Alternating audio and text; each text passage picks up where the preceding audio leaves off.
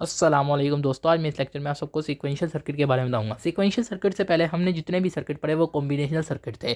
तो जैसा कि ये देखें, ये जो डायग्राम है ये कॉम्बिनेशनल सर्किट की ब्लॉक डायग्राम है। तो कॉम्बिनेशनल सर्किट में ये होता है कि इसमें हम इनपुट्स देते हैं और हमें आउटपुट मिलती है। जैसा कि हमने पीछे पढ़ा, इनकोडर, डिकोडर, मल्टीप्लेक्सर, डीमल्टीप्लेक्सर, तो वो सारे कॉम्बिनेशनल सर्किट थे। लेकिन अब हम जो चीज़ आगे डिस्कस करेंगे वो सीक्वेंशियल सर्किट डिस्कस करेंगे। सीक्वेंशियल सर्किट से पहले कॉम्बिनेशनल सर्किट आने चाहिए। तो जैसा कि आपने सीख लिया है, तो कॉम्बिनेशनल सर्किट से ही सीक्वेंशियल सर्किट बनती है।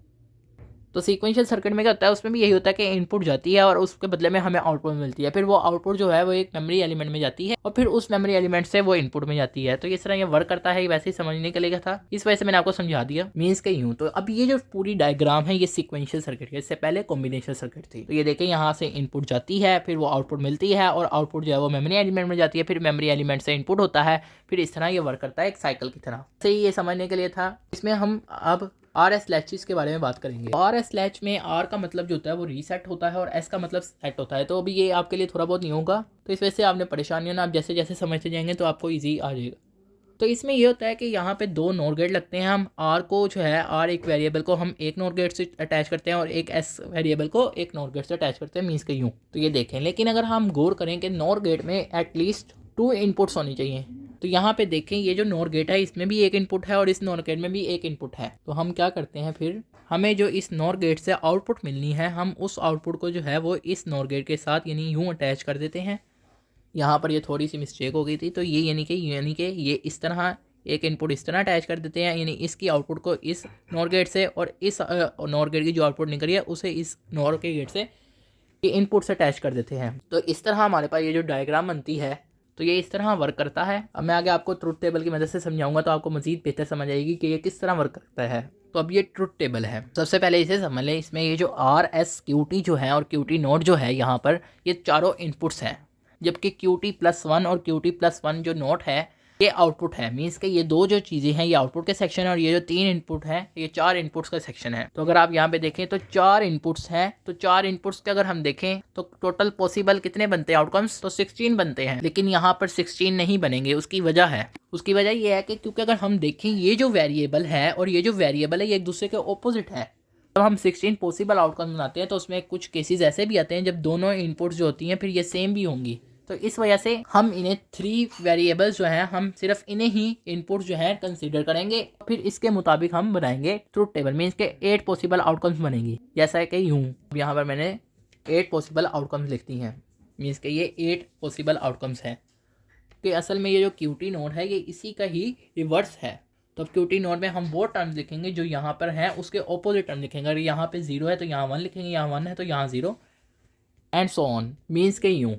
अब यहाँ तक तो समझ आ जाती है, लेकिन अब ये आउटपुट जो है ये कैसे निकलेगी इनकी बिना पे, ये आर एस लैच डायग्राम की मदद से ही ये निकलेगी आउटपुट। अब यहाँ पर आप देखें कि यहाँ पर पहली रो में देखें आर क्या है, एस क्या है, क्यूटी क्या, क्यूटी नोट क्या, वो सब इधर इधर लिख लें जैसा कि मैंने यहाँ पे लिख लिया है। अब आपको नॉर गेट का ट्रुथ टेबल के बारे में पता होना चाहिए, जैसा कि आप सबको पता होगा कर, लेकिन नहीं पता तो मैंने यहाँ पे लिख देता हूँ। नॉर गेट का जो ट्रुथ टेबल होता है उसमें ये होता है कि 2 इनपुट जब 0 होंगी तभी हमारी आउटपुट 1 आएगी, यानी जब both inputs are 0 then our output is 1। अगर कोई भी इनपुट जो है वो 0 से एक 0 और दूसरी कोई और है तो हमारा आंसर जो है वो 0 आएगा। तो इसमें इनपुट तभी 1 आएगी जब हमारी दोनों इनपुट जो हैं वो 0 होंगी, तभी हमारी आउटपुट 1 आएगी। तो अब ये देखें, जैसा कि यहाँ पे एक नॉर गेट लगा हुआ है और यहाँ पर भी एक नॉर गेट लगा हुआ है, तो अब हमें यहाँ पे एक कन्फ्यूजन ये है कि अब हम क्या ये वाला पहले नॉर गेट डिस्कस करेंगे, ये वाला नॉर गेट डिस्कस करें। हमने सबसे पहले जो चीज़ देखनी है वो ये देखनी है कौन सी इनपुट आउटपुट जो है इस तरफ, यानी क्यूटी 0 है या क्यूटी नॉट 0 है, क्योंकि एक टाइम में एक चीज़ 0 ही होगी। तो अगर आप देखें यहाँ पे क्यूटी 0 है तो जो 0 होगा आपने वो वाले इनपुट को कंसिडर करना। मीन्स कि जिसकी यहाँ से इनपुट जो है 0 होगी वो वाला नॉर गेट आप पहले देखेंगे। तो यहाँ पे देखें तो यहाँ पे भी 0 इनपुट है और यहाँ से भी इसे 0 इनपुट ही मिल रही है, क्योंकि यहाँ पे भी जो 0 है वो भी यहाँ पे 0 ही वर्क करेगा। तो 0 0 जो है वो नॉर गेट में क्या होता है, 1 होता है। तो हमारी आउटपुट में जो है यानी कि जब यहाँ पे भी 0 होगा यहाँ पे भी 0 होगा तो नॉर गेट हमें क्या देता है, 1 देता है। तो यहाँ पे हम 1 लिखेंगे। तो अब आप पहले देखें, यहाँ पे पहले भी तो 1 था, तो पहले जो मर्जी हो आपने उसे नहीं देखना, जो बाद में आउटपुट आई है आपने वो देखना है। अब ये जो क्यूटी नोट है अब हमारा क्या हो गया, 1। मीन्स कि यानी कि ये जो आउटपुट है यहाँ पे हम लिखेंगे 1। तो यहाँ पे 1 लिख देंगे। या आप यूँ समझ लें कि ये जो इनपुट है ये QT की है, QT नॉट की है, और यहाँ पे जो आउटपुट आ रही है वो QT+1 नॉट की आ रही है। तो अब यहाँ पर जो आउटपुट आई है वो वाली यहाँ पर जाएगी। तो अब 1 आया है तो अब ये 1 इधर जाएगा, तो 1 0, यानी कि 1 और 0 जो है नॉर गेट के इनपुट में है। तो जब 1 और 0 नॉर गेट के इनपुट में है तो हमारे पास क्या आंसर आता है 0। तो फिर हमारे पास इधर QT+1 में क्या जाएगा 0। तो पहले जो मर्जी हो, चाहे 0 हो या 1 हो, हमारे पास QT+1 में वही आंसर आएगा जो हमें बाद में नॉर गेट देगा। तो अब 0 आ रहा है तो यहाँ पे भी फिर हम क्या लिख देंगे 0, क्योंकि ये QT में है। तो QT में जो चीज़ होगी वो हमारे QT+1 में आएगी, यानी आउटपुट में जब QT के बाद जो आउटपुट आएगी QT वाली साइड पे, उसे हम QT+1 वाले में सेक्शन में लिखेंगे। इस तरह अब हमारी पहली रो फिल हो गई। इसी तरह अब हम दूसरी रो को डिस्कस करते हैं। इसी तरह जहाँ पे जो जो लिखा हुआ है वो लिखेंगे सबसे पहले। तो अब यहाँ पे देखें, यहाँ पे R में 0 था, S में 0, तो मैंने यहाँ पे R में 0 लिख दिया, S में 0 लिख दिया। इसी तरह QT में जो था वो 1 था तो QT में 1 लिख दिया, और QT नॉट में 0 होगा ऑब्वियसली। जब QT में 1 है तो QT नॉट में उसका अपोजिट होगा। तो अब यहाँ पे देखें, अब यहाँ पे हम वो केस डिस्कस करेंगे जिसकी आउटपुट में जो है वो 0 है, जो नॉर गेट की आउटपुट में 0 है पहले। सबसे पहले हम हमारे यहाँ पे क्या ये वाला 0 है, तो ये वाली आउटपुट वाला नॉर गेट डिस्कस करेंगे, यानी कि ये वाला यहाँ तक, क्योंकि इसकी इनपुट जो है यहाँ पे 0 है। तो ये जो मर्जी हो, जो 0 वाली नॉर गेट हमें 0 दे रहा है, हम वो वाला पहले डिस्कस करेंगे। वो वाली आउटपुट लाइन जो है इनपुट के लिए वो चूज़ करेंगे सबसे पहले। तो जब ये यहाँ पे 0 है तो यहाँ पे भी इसके लिए 0 होगा, और 0 0 हमें क्या आउटपुट देता है, हमें 0 0 आउटपुट जो होती है नॉर गेट हमें क्या देता है 1 देता है। तो यहाँ पे क्या आ जाएगा 1 आ जाएगा। तो पहले जो मर्जी हो वो नहीं देखना, तो बाद में आया हमने उसे लिखना है। इसी तरह आगे देखें तो अब ये जो 1 आया है, अब हम ये वाले 1 को डिस्कस करेंगे। पहले जो मर्जी है हमने उसको नहीं देखना, जो बाद में आया सिर्फ हमने उसी को डिस्कस करना। अब ये 1 है और ये 0 है, तो 1 0 क्या होता है, तो 1 0 जो होता है हमारे पास, जब 1 0 इनपुट में आए नॉर गेट के तो हमें हमेशा आंसर 0 देता है। तो पहले जो मर्जी हो, जो बाद में आया तो हम 0 लिखेंगे। अब तो QT में जो आ रहा था वो 1 आ रहा था, तो यहाँ पे 1 लिख देंगे। इसी तरह QT नॉट में जो है यहाँ पे 0 आ रहा है, तो फिर QT+1 नॉट में हम क्या लिख देंगे 0 लिख देंगे। इसी तरह अगले चलते हैं आगे, फिर अगले में हम उसके मुताबिक इनपुट्स लिखेंगे। तो R में 0 था, मैंने 0 लिख दिया। इसमें 1 था, इसमें 1 लिख दिया। इसी तरह QT में 0 था, इस वाले में तो 0 लिख दिया, और QT नॉट में 1 है तो 1 लिख दिया। अब मैं ये वाला डिस्कस करने जा रहा हूँ। तब जो 0 है नॉर गेट की आउटपुट में, हमने वो वाला पहले डिस्कस करना है। तो इसकी आउटपुट में 0 है, तो ये वाला फिर ये वाली इनपुट लाइन के तौर पे हम इसको डिस्कस करेंगे। तब ये 0 है और ये 1 है, तो ये 0 1 क्या होता है हमारे पास, तो यहाँ पे ये देखें ये 0 है, यहाँ पे भी 0 ही होगा फिर। तो 0 1 क्या होता है हमारे लिए, आउटपुट में क्या होता है 0 होता है। तो पहले जो भी था वो हम डिस्कस नहीं करेंगे। अब ये देखें ना, पहले 1 था तो बाद में 0, तो ये ज़रूरी नहीं है हर दफ़ा वही चीज़ है जो पीछे है, बाजू का चेंज भी आएगी, बाजू का सेम भी है। इस वजह से इस बात से परेशानी होना कि सेम नहीं आ रही या सेम क्यों आ रही है। तो अब QT नॉट में क्या आ रहा है 0 आ रहा है, तो मीन्स के QT+1 नॉट में हम क्या लिखेंगे 0 लिखेंगे। अब ये जो चीज़ 0 आई है, अब हमने इसको डिस्कस करना है। जो पहले था उसे डिस्कस नहीं करना। यही चीज़ मैं पहले भी बता रहा था, अब आपको ज़्यादा बेहतर समझ आई होगी कि मैं क्यों कह रहा था। तो अब ये 0 है, तो 0 यहाँ पे इस पर भी 0 के तरह बिहेव करेगा। तो 0 और 0 नॉर गेट जो है हमें क्या देता है 1 देता है।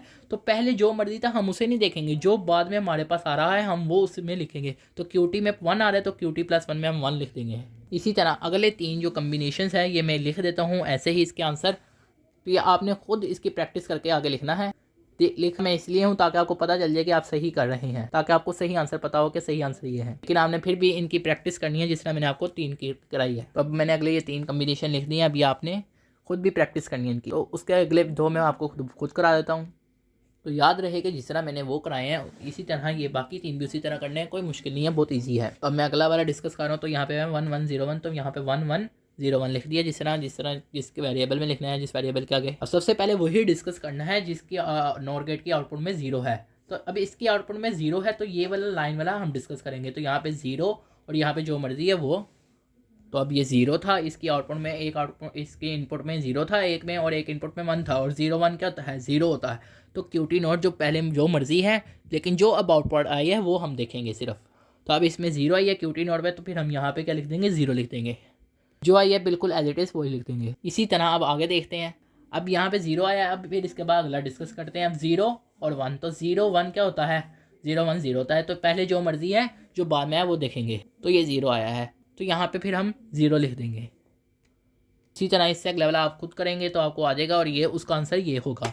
तो अब आप यहाँ पे गौर करें, मतलब कि ये जो ट्रुथ टेबल है इसमें गौर करें। आप देखें कि हमने डायग्राम की मदद से ये आउटपुट तो निकाल ली और ये इनपुट्स भी नहीं। तो अगर हम देखें ये जो पार्ट है और ये जो पार्ट है ये गैर ज़रूरी है, क्योंकि हमें ये ऑब्वियसली पता चल रहा है कि जो क्यूटी में होगा क्यूटी नोट में उसके ऑपोजिट होगा। इसी तरह अगर क्यूटी प्लस वन में जो चीज़ें हैं वो क्यूटी नोट प्लस वन में उसके ऑपोजिट हैं, तो फिर हम यही कहेंगे फिर ये वाला पार्ट और ये वाला पार्ट जो है वो गैर ज़रूरी है जब हमारे पास ये और ये पार्ट मौजूद है।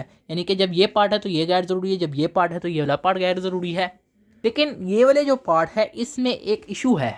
तो इशू का मतलब ये नहीं कि ये गलत है, यानी कि ये इशू आएगा, को आएगा, मीन्स कि ये लॉजिकली इसमें है। यहाँ पे आप देखें तो यहाँ पे देखें जो भी आउटपुट है जो क्यूटी प्लस वन में पड़ा है क्यूटी प्लस वन नोट में उसके ऑपोजिट है। जैसे यहाँ जीरो, यहाँ वन है, यहाँ वन है, यहाँ जीरो, यहाँ वन है, यहाँ जीरो, यानी कि उसके ऑपोजिट पड़ा हुआ है। यहाँ पे भी ऐसे ही है, यहाँ पे भी। लेकिन यहाँ पे देखें, यहाँ पर और यहाँ पे जो चीज़ है दूसरे में वही चीज़ है। इसी तरह यहाँ पे भी जीरो है, यहाँ पे भी जीरो है। जबकि अगर यहाँ पे जीरो है तो यहाँ पे वन होना चाहिए था, या यहाँ वन होना चाहिए, यहाँ जीरो। तो ये तो दोनों सेम आ रहे हैं। तो ऐसा हमने कभी भी देखा नहीं है कि एक वेरिएबल जो है वही हो और दूसरा वेरिएबल जो उसके ऑपोजिट है उसमें भी वही टर्म आ रही हो, यानी 0 1 के केस में। फिर हम कहेंगे ये ऐसे जो कॉम्बिनेशन होते हैं ये फिर एक डेंजर कॉम्बिनेशन होते हैं, क्योंकि एक ही वक्त में इन दोनों की वैल्यू सेम है। जबकि अगर हम इनके वेरिएबल देखें ये एक दूसरे के ऑपोजिट है, लेकिन इनकी वैल्यू जो है वो एक ही वक्त में एक दूसरे के सेम है, तो फिर ये डेंजर कॉम्बिनेशन। फिर ऐसे कॉम्बिनेशन हम डेंजर कॉम्बिनेशन कहते हैं। चीज़ को रिड्यूस करके आप किस तरह लिखेंगे ये हमारे लिए थोड़ा सा इशू है, तो लेकिन ये मुश्किल नहीं है। अभी आपको समझ आ जाएगा कि किस तरह लिखेंगे हम। तो अब जिस तरह आर था मैंने उसी तरह यहाँ पे आर लिख दिया, इसी तरह जिस तरह एस था इसी तरह यहाँ पे भी एस लिख दिया, इसी तरह जैसे क्यूटी था क्यूटी लिख दिया, इसी तरह क्यूटी प्लस वन जैसे था। तो यहाँ तक तो हमें कोई भी इतना इशू नहीं है, लेकिन यहाँ पे इशू आता है और वो इशू भी सिर्फ और सिर्फ इन दो रोज़ में आता है। तो फिर अगर हम देखें यहाँ पे दोनों इनपुट्स ही सेम आ रही हैं तो फिर ये तो एक डेंजर कम्बिनेशन है। फिर हम क्या करेंगे, इस कम्बिनेशन को हम क्या कहेंगे, डोंट केयर करेंगे। यानी कि 1 1 0 जो है, जब आर एस क्यूटी जो है वो 1 1 0 है, तो यहाँ पे दोनों इनपुट जीरो आ रही हैं, तो फिर हम इन दोनों इनपुट को जीरो नहीं लिखेंगे, क्योंकि ऐसा पॉसिबल नहीं हो सकता कि एक ही वक्त में दोनों अपोजिट चीज़ें एक दूसरे के बराबर हों। तो फिर हम क्या करेंगे, फिर हम उनको डोंट केयर कर देंगे। यानी इसको भी डोंट केयर, क्योंकि यहाँ पे भी ऐसे हो रहा है और यहाँ पे भी ऐसे हो रहा है, फिर यहाँ पे हमने इन दोनों को डोंट केयर कर दिया। यानी कि यहाँ पे अगर आप गौर करें तो यहाँ पर ये जो रोज है, ये जो कॉलम है और ये वाला जो कॉलम है मैंने एलिमिनेट कर दिया है, लेकिन उनको ख़त्म कर दिया है। अब हम इसका एक ए मैप बना लेंगे ताकि हमें क्यूटी प्लस वन जो है इसकी एक सिंप्लीफाइड एक्सप्रेशन मिल जाए। तो क्यूटी प्लस वन की हम सिंप्लीफाइड एक्सप्रेशन कैसे निकालेंगे, वो जाहिर बात है इनपुट्स पर डिपेंड करेगी, क्योंकि ये जो है क्यूटी प्लस वन इनपुट पर डिपेंड करता है। तो हम फिर इसके इनपुट लिखेंगे जो कि आर है और एस क्यूटी है। तो इस तरह ये हम 3 वेरिएबल का के मैप बनाएंगे। तो जाहिर बात है 3 वेरिएबल है तो 3 वेरिएबल का के मैप बनेगा। तो इस तरह ये 3 वेरिएबल का के मैप बना लिया और आपको आता है कि किस तरह करते हैं। तो जैसा कि यहाँ पे 0 1 2 3 4 5 6 7 होता है, तो इसी तरह तो 0 में क्या पड़ा है, 0 पड़ा है हमारे पास आउटपुट में इधर, सॉरी। इसी तरह तो यहाँ पे 0 लिख दिया। इसी तरह 1 सेक्शन में 1 वाले सेल में हमारे पास क्या पड़ा है, 1 पड़ा है तो 1 लिख दिया। इसी तरह 2 वाले में क्या पड़ा है, 1 पड़ा है, 2 वाले में 1। इसी तरह 3 वाले में क्या पड़ा है, 1 तो 1 एंड सो ऑन। यहाँ तक हो गया। इसके अलावा फिर हम जब इसकी सिंप्लीफाइड एक्सप्रेशन निकालेंगे तो हमारे पास ये आ जाएगी, वो भी एक दफ़ा डिस्कस कर लेता हूँ। तो यहाँ पे देखें सबसे बड़ा ये लूप बन रहा है, क्योंकि एक्स एक्स डोंट केयर है। तो अगर हम चाहें तो 1 का एक लूप बना सकते हैं, 2 वेरिएबल्स का भी, यानी 2 सेल्स का भी लूप बना सकते हैं। लेकिन हमारे पास जब डोंट केयर मौजूद है फिर हम उनको अगर बी में शामिल कर लेंगे तो फिर ये भी 1 1 की तरह बिहेव करेंगे, जैसे आपको सबको पता है। लेकिन अगर आपको के मैप के बारे में नहीं पता तो डिस्क्रिप्शन में लिंक रखा हुआ है, आप वहाँ से जाके देख सकते हैं। तो फिर आपको ये बात बहुत ईजीली समझ आ जाएगी। तो अगर इसके इस तरफ देखें तो दोनों चीज़ें जो हैं वो अपोजिट है तो नहीं आएगी। तो ऊपर की तरफ देखिए क्या कॉमन है, एस कॉमन है तो एस लिख दिया। इस तरह प्लस फिर ये वाला लूप है तो इस लूप के ऊपर क्या कॉमन आ रहा है, क्यूटी, तो क्यूटी लिख दिया। और किस में आ रहे हैं, आर कॉम्प्लीमेंट वाले में आ रहे हैं तो आर कॉम्प्लीमेंट लिख दिया। तो इस तरह हमारे पास ये इसकी सिम्प्लीफाइड एक्सप्रेशन आ गई। अब अगर आप गौर करें, अब हम इस टेबल को मज़ीद समराइज़ कर सकते हैं, यानी कम्पैक्ट टेबल की फॉर्म में लिख सकते हैं। वो कैसे लिखेंगे, इससे पहले आपको ये समझना ज़रूरी है। ये टेबल, वो टेबल आपके लिए बहुत ज़रूरी है। अगर वो आपको ना आएगा तो आगे आपको मैंने फ्लिप फ्लॉप भी समझाने हैं, तो वो तभी आएंगे आपको करने, तभी आपको वो टेबल आता होगा जो मैं अभी आपको कराने जा रहा हूँ। अभी आप देखें, गौर करें। अब देखें जब हमारे पास आर और एस जो है दोनों ज़ीरो हैं तो हमारे पास जो क्यूटी है वही हमारे पास क्यूटी प्लस वन आ रहा है। यानी अगर आर और एस दोनों जीरो हैं तो क्यूटी जीरो है तो क्यूटी प्लस वन भी जीरो है। इसी तरह अगर आर एस देखें, अगर दोनों जीरो हैं और क्यूटी वन है तो हमारे पास क्यूटी प्लस वन भी वन आ रहा है। फिर हम ये भी कह सकते हैं कि जब आर और एस दोनों जीरो होंगे तो क्यूटी प्लस वन में वही आउटपुट आएगी जो क्यूटी में इनपुट में है। मीन्स के यानी कि यूँ जब आर और एस जो है दोनों इनपुट जीरो हैं, आपने अभी ना ई को देखना है ना सी पी को देखना है, अभी सिर्फ आपने इन तीनों चीज़ों को देखना है, सिर्फ ये 3 कॉलम्स को देखना है। अभी इनको नहीं देखना है, अभी इनकी भी समझाऊंगा आपको बात कि इसमें क्या है। देखिए जब आर और एस दोनों इनपुट जीरो हैं तो क्यूटी प्लस वन हमारे पास क्या है, क्यूटी आ रहा है। यानी जो क्यूटी प्लस वन में पड़ा है वही क्यूटी में है। फिर हम लिख देंगे क्यूटी प्लस वन में क्या आ रहा है, क्यूटी, यानी कि नो चेंज। इसी तरह आगे आप देखें जब हमारे पास आर जीरो है और एस वन है तो हमारे पास क्यूटी में जो भी चीज़ आ रही है तो हमारे पास लेकिन आउटपुट में क्या आ रहा है, हमारे पास आउटपुट में दोनों ही 1 आ रहे हैं। कब 1 आ रहे हैं, जब R और S जो है, जब R 0 है और S 1 है। तो QT में चाहे जो चीज़ मर्जी पड़ी हुई है, QT + 1 में हमारे पास 1 आ रहा है।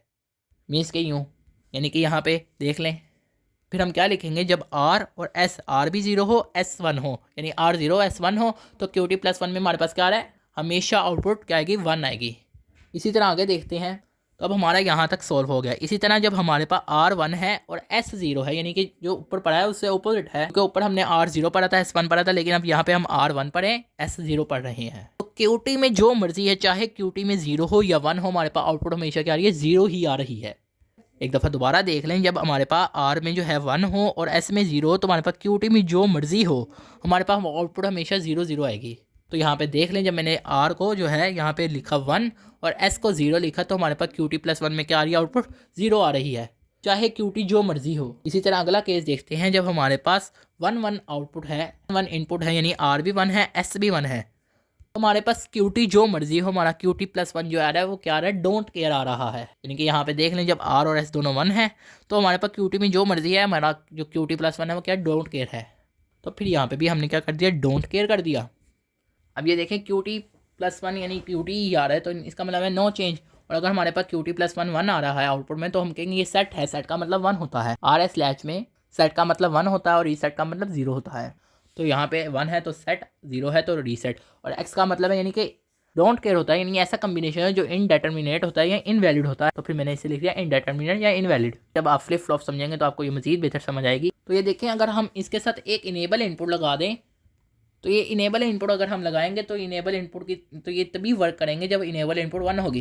तो जब ये 1 है तो हमारा ये तो उसी तरह वर्क कर रहा है, लेकिन अगर ये 0 हो गई तो हमारी बाकी इनपुट जो मर्जी हो, लेकिन अगर हमारी इनेबल इनपुट 0 हो गई तो R और S जो मर्जी हो, फिर हम क्या कहेंगे, वो डोंट केयर है। तो हमारे पास QT + 1 जो आएगा वो QT आएगा। अब इस चीज़ को कैसे साबित करेंगे कि QT + 1 हमारा QT आएगा, तो अभी हमने अभी पूरा एक्सप्रेशन पढ़ी है, अभी मैं आपको दिखा देता हूँ। तो हमारे R और S दोनों डोंट केयर है मीन्स के, तो मीन्स के हम यूँ भी कह सकते हैं, या R 0 होगा, R और S दोनों 0 होंगे या 1 होंगे। नहीं, एक टाइम में डोंट केयर जो है वो या 0 होगा या वर्क होगा, क्योंकि जब भी आपने लूपिंग करी है, लूपिंग में आपने या X को जो है डोंट केयर को, या आपने फिर 0 ही कंसीडर किया या 1 ही कंसीडर किया। तो हम यहाँ पे भी यही करेंगे, या हम 0 कंसीडर करेंगे या फिर 1 कंसीडर करेंगे। तो अगर 0 कंसीडर करते हैं तो फिर S भी 0 हो जाएगा और R भी 0 हो जाएगा। तो R के ऊपर कॉम्प्लीमेंट, तो कॉम्प्लीमेंट लगा दी। तो फिर जब 0 किया और 0 का जो कॉम्प्लीमेंट होता है वो क्या होता है, 1 होता है, और 1 × QT होता है QT। तो इससे अब हमें पता चला कि हमारा आंसर क्या आएगा, QT। चाहे तो आप इस तरह प्रूव करके भी साबित कर सकते हैं, या आप इस तरह भी याद रख सकते हैं, जब दोनों डोंट केयर होंगे R और S, तो हमारे पास QT + 1 क्या होगा, QT होगा। इसका मतलब ही QT का मतलब होता है नो चेंज। तो ये CP का क्या मतलब है, तो CP का मतलब है क्लॉक पल्स। तो क्लॉक पल्स का जब एरो अपवर्ड होगा तभी हमारे पास इनेबल इनपुट 1 होगी, अदरवाइज अगर हमारा क्लॉक पल्स डाउनवर्ड हो गया, जैसा कि यहाँ पे डाउनवर्ड है, तो हमारे पास इनेबल आउटपुट भी 0 होगी, इनपुट 0 होगी, इनेबल इनपुट। तो फिर हमारे फिर ये बाकी डोंट करे, तो इस तरह ये वर्क करता है। मुझे उम्मीद है कि आपको यहाँ तक ये लेक्चर समझ आएगा। मैं नेक्स्ट लेक्चर में इसका यूज़ करना बताऊंगा कि इसमें किस तरह के क्वेश्चन आते हैं। आप सब दोस्तों का लेक्चर सुनने का शुक्रिया।